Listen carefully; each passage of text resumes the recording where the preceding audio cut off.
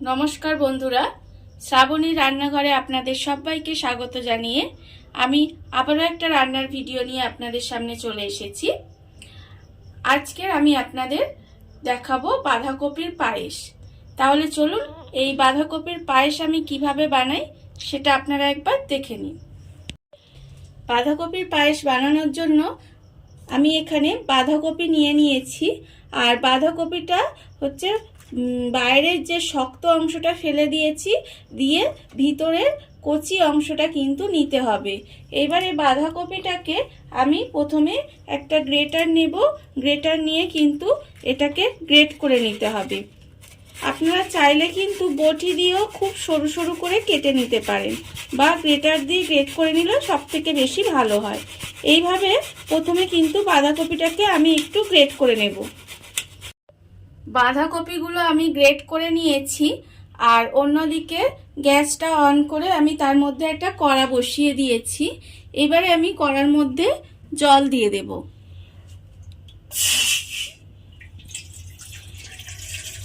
অল্প পরিমাণে জল দিয়ে দিলাম। এবারে এই জলের মধ্যে যে গ্রেট করা বাঁধাকপিগুলো ছিল, সেই গ্রেট করা বাঁধাকপিগুলো আমি এর মধ্যে দিয়ে দেব। এর মধ্যে দিয়ে বাঁধাকপিটাকে আমি একটু সেদ্ধ করে নেব।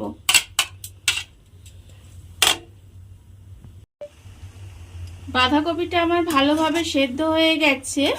এইবারে আমি বাঁধাকপিটাকে আস্তে আস্তে তুলে নেব। আর জলটা এই সময় খুব ভালোভাবে ঝরিয়ে নিতে হবে। নিয়ে বাঁধাকপিটাকে আমাকে তুলে রাখতে হবে।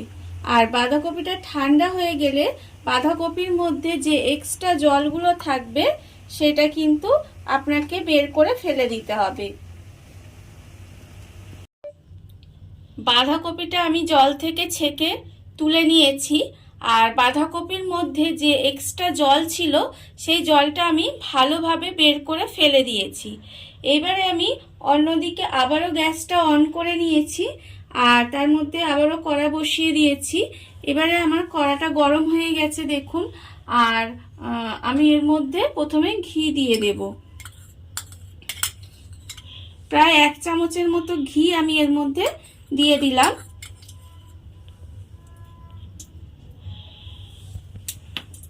এবারে ঘিটা আমার গরম হয়ে যাবে। ঘিটা আমার গরম হয়ে গেছে। এবারে যে বাঁধাকপিটা আমি রেখে দিয়েছিলাম সেটা আমি এর মধ্যে দিয়ে দেব।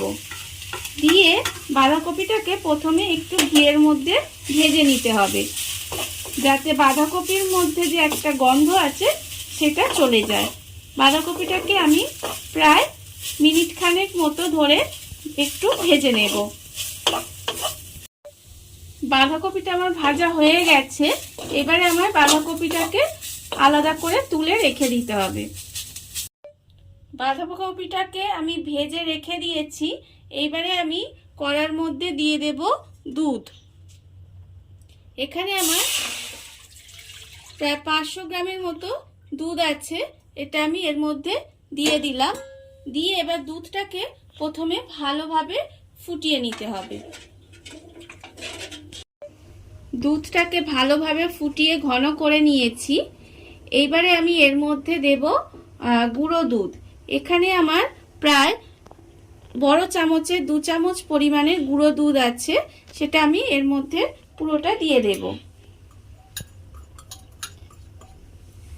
দিয়ে আমি ভালোভাবে দুধটাকে গুলিয়ে নেব, যাতে কোনো দানা দানা না থাকে। গুঁড়ো দুধটা দিয়ে ভালোভাবে দুধের সঙ্গে মিশিয়ে নিয়েছি। এইবারে আমি এর মধ্যে দিয়ে দেব যে বাঁধাকপিটা ঘিয়ের মধ্যে ভেজে রেখেছিলাম, সেই বাঁধাকপিটা পুরোটা এর মধ্যে দিয়ে দেব। দিয়ে আবারও দুধের সঙ্গে বাঁধাকপিটাকে ভালোভাবে মিশিয়ে দিতে হবে। মিশিয়ে দিয়ে একটুখানি ঢাকা দিয়ে কিছুক্ষণ রান্না হতে দেব।